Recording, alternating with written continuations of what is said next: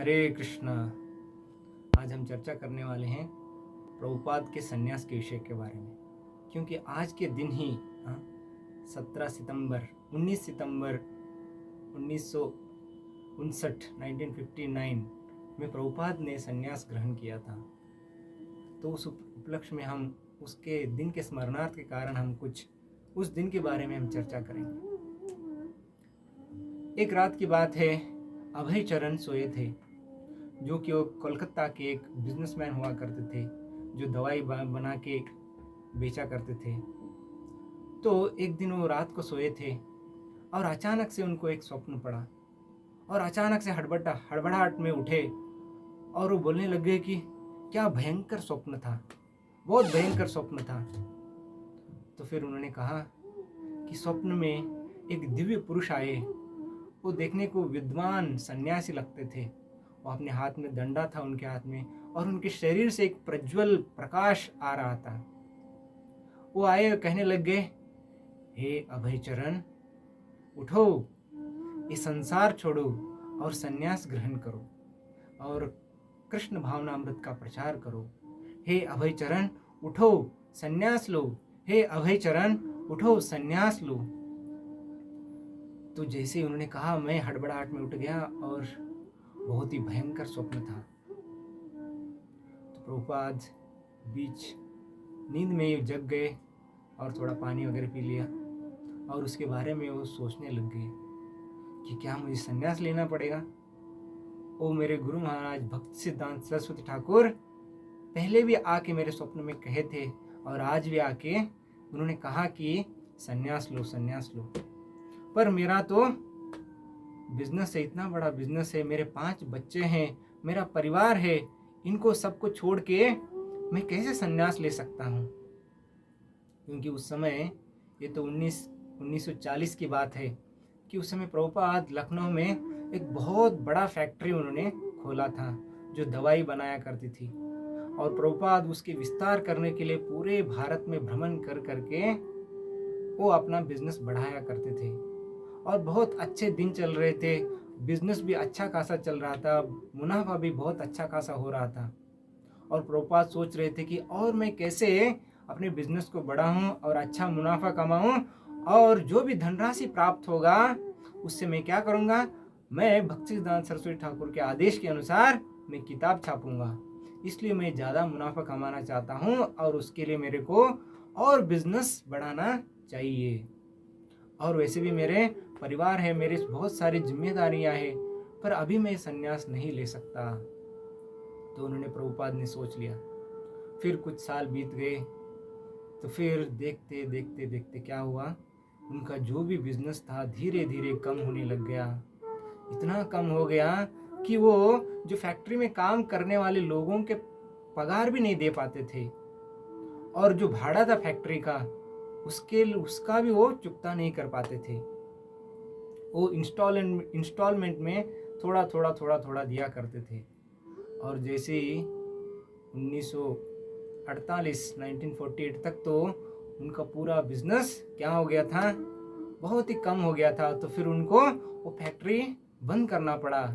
फिर प्रभुपाद हार नहीं माने, फिर उन्होंने सोचा कि मैं इलाहाबाद में जाके मैं वापस प्रयास करूंगा और एक छोटी फैक्ट्री खोलूंगा। फिर प्रभुपाद इलाहाबाद शिफ्ट हो गए और वहां पे उन्होंने और एक छोटी फैक्ट्री उन्होंने खोला। बहुत प्रयास किया पर उन्हें कोई सफलता प्राप्त नहीं हुआ। धीरे धीरे रोज उनको घाटा ही हो रहा था। और एक समय ऐसा आया कि पूरा बिजनेस जो था उनका बंद हो गया, फैक्ट्री में आग लग गया। जो भी बचा कुचा था, सब कामगार जो थे, लेबर लोग थे, वो सब चोरी करके लेके चले गए। प्रभुपाद के हाथ में कुछ नहीं लगा। फिर प्रभुपाद को याद आया उनके गुरु महाराज के बातें। उनके गुरु महाराज कहा करते थे, जो श्रीमद् भागवतम का एक श्लोक है, यस्याहम् अनुगृह्णामि हरिष्ये तद्धनं शने ततो अदनं त्यजन्त्यस्य स्वजना दुःख दुःखितम्।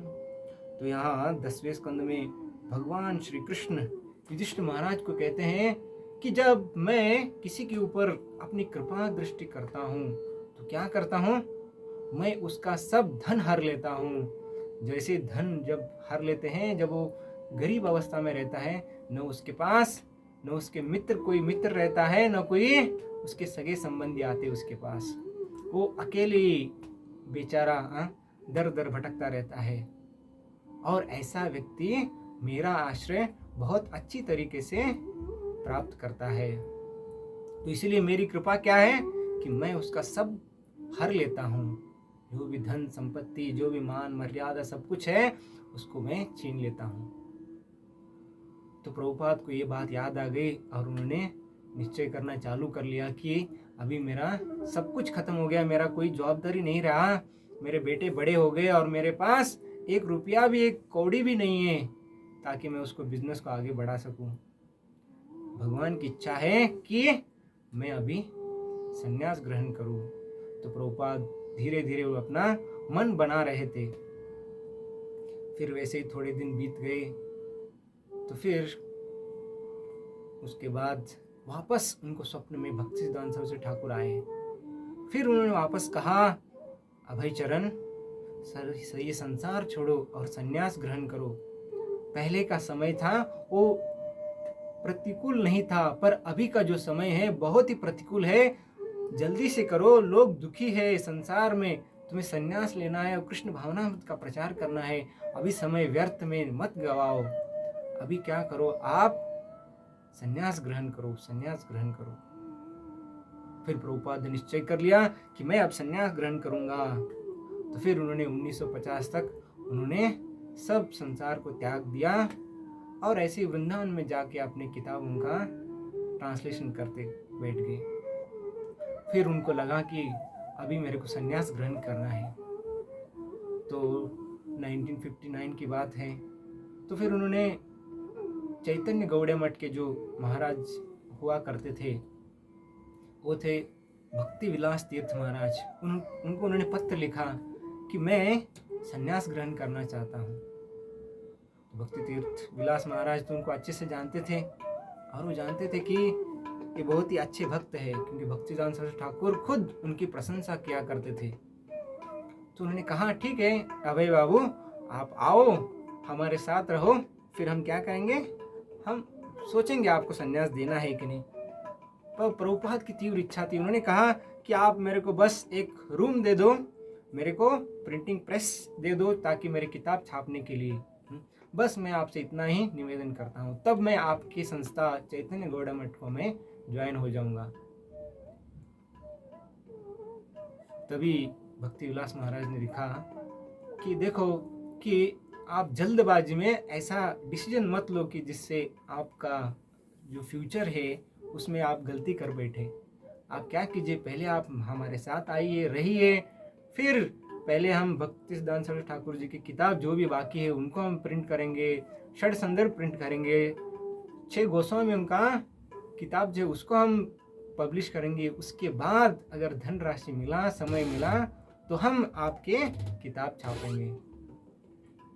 फिर प्रभुपाद को लगा ये बहुत लंबा चक्कर है, मेरी जो इच्छाएं हैं वो गौड़ा मठ, चैतन्य गौड़ा मठ मेरी पूरा नहीं कर पाएगा। तो इसलिए उन्होंने क्या सोचा, मैं अब केशव जी गौड़े मठ से मैं संन्यास ग्रहण करूंगा।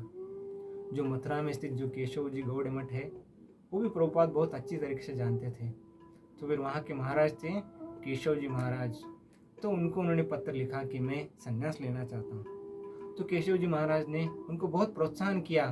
उन्होंने तुरंत लिखा कि आप आइए, संन्यास ग्रहण कीजिए और आपको विदेश में जाने के लिए हम जो भी हुआ उसके लिए हम प्रोत्साहन देंगे, सहायता करेंगे। तो प्रभुपाद ने तुरंत केशव मठ पहुंच गए और वहाँ पे उन्होंने 17 सितंबर 1959 में उन्होंने केशव जी महाराज से उन्होंने संन्यास ग्रहण किया। तो वहाँ पे ज़्यादा लोग तो नहीं थे, स्वयं केशव जी महाराज थे और उनके और एक शिष्य थे जो संन्यास ग्रहण करने वाले थे, उनका नाम था मुनि महाराज, और एक उनके गॉड ब्रदर थे केशव महाराज जी के, वो थे नारायण महाराज, और प्रभुपाद के एक घनिष्ठ मित्र हुआ करते थे अकिंचन महाराज, जो वृंदावन में बहुत ही सुंदर कीर्तन करने के लिए बहुत ही फेमस हुआ करते थे। और ये सब लोग थे और कुछ मठ के रहने वाले निवासी थे, बहुत ही कम लोग थे।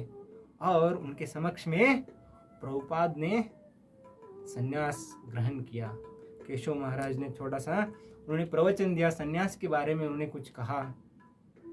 फिर प्रभुपाद को कुछ बोलने के लिए कहा, तो प्रभुपाद देखे कि ऑडियंस सभी कोई अंग्रेजी जानने वाला नहीं था, पर फिर भी उन्होंने उस दिन अंग्रेजी में उन्होंने क्या किया, प्रवचन दिया। क्योंकि भक्तिवेदांत सरस्वती ठाकुर जी का इच्छा था कि हे अभय क्या करो, आप अंग्रेजी भाषा में जाके प्रचार प्रसार करो। फिर उस भाव से उन्होंने उस दिन अपना संन्यास प्रवचन अंग्रेजी भाषा में दिया, ताकि वहाँ पे किसी को समझ नहीं आता था, सिर्फ केशव महाराज और उनके कुछ शिष्य समझ सकते थे। तो फिर उसके बाद सब सेरेमनी के बाद प्रभुपाद और उनके गुरु महाराज और एक गुरु बंधु ऐसे उन्होंने एक फोटोग्राफी ले लिया। अभी हम लीलामृत में देख सकते हैं उस दिन बीच में उनके गुरु महाराज हैं और उनका और एक गुरु बंधु है और ऐसी भक्ति वेदांत स्वामी श्रील प्रभुपाद। और श्रील प्रभुपाद का एक ही भाव था कि उनके गुरु का आदेश का पालन करना। वो क्या था, अंग्रेजी भाषा में अपने सारे ग्रंथों को लिखना और उसका अंग्रेजी भाषा में प्रचार प्रसार करना।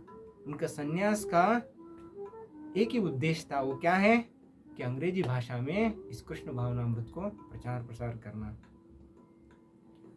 तो हम देखते हैं कि उनका एक जो गीत है उसमें लिखते हैं कि बड़ो कृपा कैलो कृष्ण अध मेरा प्रति किला गिलाएनो हे तो करे बेगति भक्ति नाही वेद नाही नाम खूब धरो भक्ति वेदांत नाम तुमी सार्थक करो बड़ो कृपा कैलो कृष्ण। तो इस गीत में उनका भाव समझ में आता है कि कैसे वो नम्र भाव से भगवान का प्रचार प्रसार करना चाहते थे। तो उस दिन का स्मरण करके हमें प्रभुपाद से भी आशीर्वाद की अपेक्षा करना चाहिए कि हे प्रभुपाद, आपके जैसा हमें भी दृढ़ बनना है और भक्ति में प्रचार प्रसार करना है। प्रभुपाद का एक ही इच्छा था, तीव्र इच्छा था कि जो भी मैंने जो किताब लिखे उसको मेरे सारे शिष्यगण जो है, आने वाली जो पीढ़ी है, उसका अच्छा अध्ययन करे और उनका प्रचार प्रसार करे। जय ओम विष्णुपाद परमहंस परिव्राजकाचार्य अष्टोत्तर श्रीमती ज्वाइन ग्रेस एसी भक्ति वेदांत स्वामी शील प्रभुपाद की जय।